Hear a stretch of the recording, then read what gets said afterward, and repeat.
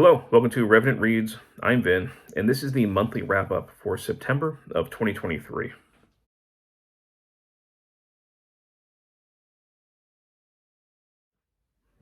So in this monthly wrap-up, I'm going to briefly summarize the books that I read in September of 2023.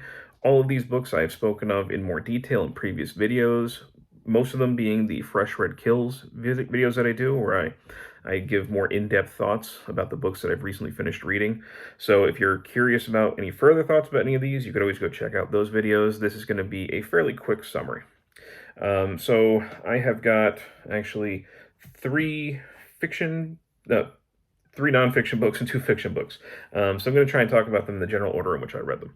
So the first thing that I read in September was this, The Secular Enlightenment by Margaret Jacob. This is from Princeton University Press, and I read this for Historathon, which, if you're new to my channel, it is a year-long reading event, excuse me, where we are reading, discussing, celebrating nonfiction history. We split the year up into 4 quarters, each quarter looking at a different time period. So the third quarter, which was part of this, went from 1500 to 1820. As I record this in October, we are now in the 4th quarter, which looks at 1820 to the present. But this deals with a subject that I am very immensely interested in, the Secular Enlightenment. So I am a very secular person, naturally secular, and the Enlightenment I just find to be a fascinating time period. And this is very much kind of like a general survey introduction into the secular part of the Enlightenment. A lot of what Jacob is trying to get to is how people's everyday habits changed, the things that they thought about, their thoughts become more secularized. They are less concerned on kind of a day-to-day basis with religious matters or the destiny of their soul. Not that people have altogether lost religion, but even those people who are still religious are just not obsessing over things like they were in the Middle Ages.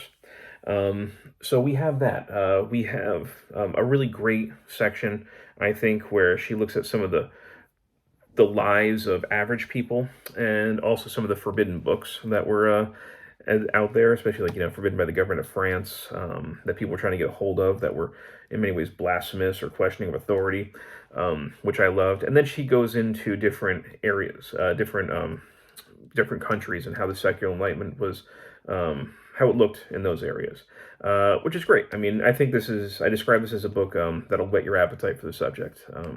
But, it doesn't go quite as in-depth as sometimes I wish it would, but I think it's a really great introduction, and it'll give you more things to look up. So I like this quite a bit.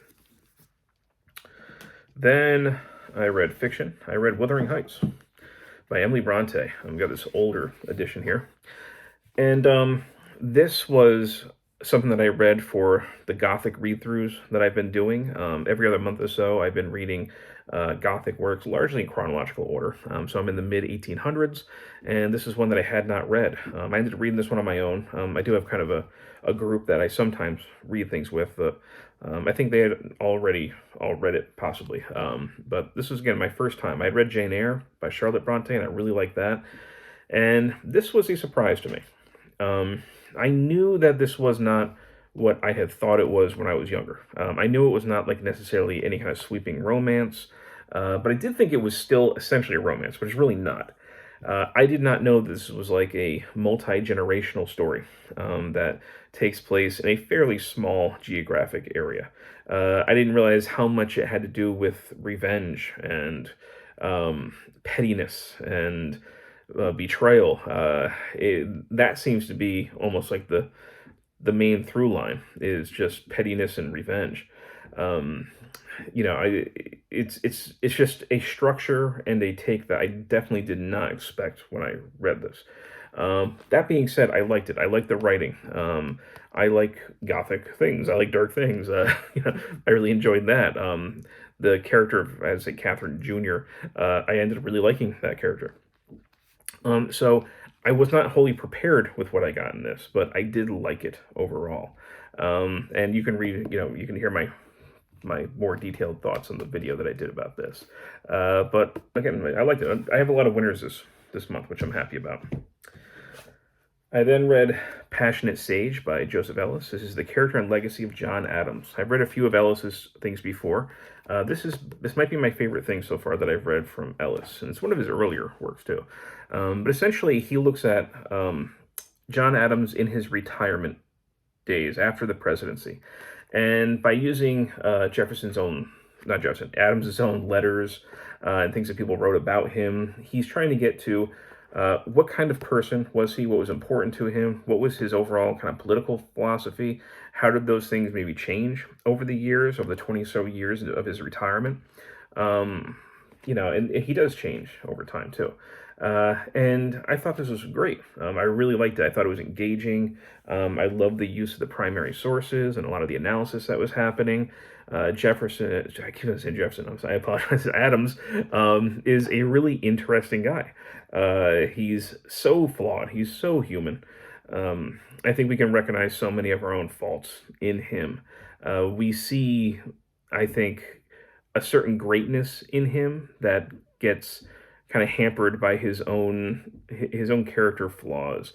He was vain. He was kind of bombastic in a lot of ways. He was kind of a curmudgeon, thin-skinned, uh, and he was not necessarily the most articulate person in his own defense, I think. But I think we can see how much he did add to the United States and its creation. And overall, I think that he comes off as a likable person, but you can understand why people had a hard time with him. My one gripe with this is that Ellis seems to be trying to wrestle with why do we not think of or remember Adams in the way that we've remembered Jefferson or Washington and things like that. And he goes through, I think, some very valid historical analysis on some of those reasons, but he completely missteps or I say sidesteps the Alien and Sedition Acts, which I think are probably the biggest black mark on Adams's memory. So I think that more analysis could have been done with that, and maybe insight into why he signed those acts into law. So that's my one gripe with it, but otherwise I really enjoyed this. The next thing that I read, it wasn't a very long book, but it did take me a little while to get through it because it is heavily illustrated. So this is the illustrated Longitude. See what it looks like in there. And this is the story of especially a guy named John Harrison, who finally solved the problem of figuring out and measuring longitude when somebody is at sea. And that was something incredibly difficult, and many lives were lost over not being able to do it properly. And this guy was largely self-taught, basically creates, using like clock technology, really accurate chronometers. However, it takes a very long time for him to get the recognition that he deserves. And I thought this was a fascinating story. It is very much a popular history of science and invention, and there were some things I thought in here that maybe were spoken of as fact when maybe they're more legend. And I did wonder how much was off the page because I felt like maybe there was more to the story sometimes than what I was being told. But overall, I did learn quite a bit from this, and really liked the subject. So glad I read this. And the last one is The Conquering Sword of Conan. This is the third volume that Del Rey put out of Robert E. Howard's original Conan stories. They are publishing these essentially in the order that Howard wrote them. So these are the last Conan stories that Howard wrote before he unfortunately killed himself. And so he's been writing by this point Conan for a long time. And I like this overall, although part of me definitely wishes I liked it more. I love the first volume of Conan stories that I read a long time ago. I really like the second volume as well. This one, I felt like something was maybe missing here. We didn't have the kind of the Hyborian age in which Conan lives did not feel as mythical as it did in the first volume. We get a lot more kind of American realism in here. We get Conan put into kind of situations where, at least for me, he didn't always fit very well, like a certain type of pirate story, or I think that Beyond the Black River, which is one of the stories that I think does work pretty well, we still have Conan as like this Natty Bumppo type character, some of that James Fenimore Cooper would have written about, and it doesn't I like the story, but part of it doesn't quite mesh with me. I liked it. I thought that there were some interesting things if you analyze it as a historical source, for 1930s pulp writing. Some of the stuff that has to do with race and gender, I think there's a lot to unpack in here. I still liked it overall. There were two, I did like Beyond the Black River, and I liked Red Nails quite a bit. Some of the other stories I was less enamored with. So this was an okay read for me. I'm glad that I finally got to it. I've been wanting to get to it for years, and I'm glad that Michael K. Vaughan finally gave me the impetus to pull the trigger on it with his Sumerian September event. But yeah, I mean, I'm certainly going to keep it. I'm sure I'll reread a few of the stories here and there, but it's just, of the 3 volumes, this is probably my least favorite of them. In addition to those, the other things that I was reading this month were essentially Latin language novellas. I'll talk about these in a little bit more detail in a future video, but essentially I was just kind of keeping up with some of my Latin studies by reading novellas as well. So that was also going on in September. But if I can make a little pile here, I can show you the books that I read. So, not in the same order, but I read Longitude. I read the Conquering Sword of Conan, yes, the Secular Enlightenment, Withering Heights, and Passionate Sage. If you've read any of these, as always, I'd love to hear your thoughts, and also, as always, thank you, BookTube.